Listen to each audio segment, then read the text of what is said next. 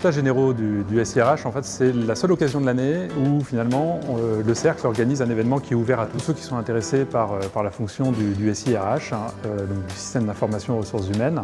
Alors on aborde plusieurs thèmes. Donc le premier thème c'est sur responsable SIRH. Voilà, la grande question qui les anime en général, c'est de savoir est-ce que je poursuis dans cette fonction, je change d'entreprise.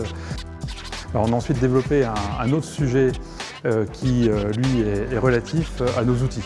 Voilà, la grande question, c'est outils standards que j'achète sur le marché ou est-ce qu'au contraire, non, mon besoin est vraiment spécifique et je vais faire développer un outil rien que pour moi. Le message que j'ai voulu faire passer, c'était du standard plutôt que du spécifique par rapport au métier du SIRH aujourd'hui en fait. Le standard, c'est une plus grosse rigidité, mais d'un autre côté, ça permet une veille juridique constante, surtout sur les niveaux de paye, sur plein de secteurs d'activité. Ça permet justement une mutualisation des process. Les développements spécifiques, il y a une problématique donc, de coût, il y a aussi une problématique de maintien de l'application, du produit spécifique et également une problématique d'équipe, de ressources humaines pour maintenir cette solution.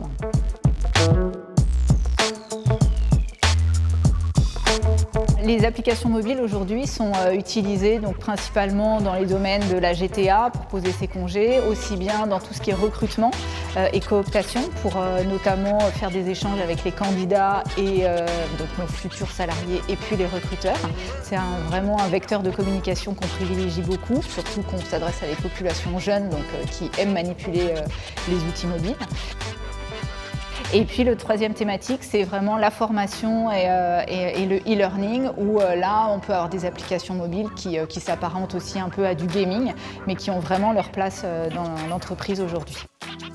On constate qu'effectivement, il y a des chatbots qui sont utilisés sur des thématiques, on va dire, assez strictes et assez faciles et qui n'apportent pas d'ambiguïté dans les réponses. Typiquement, tout ce qui est GTA, dépose de congé, à combien j'ai le droit de jours pour un déménagement, etc. C'est des réponses qui n'évoluent pas beaucoup.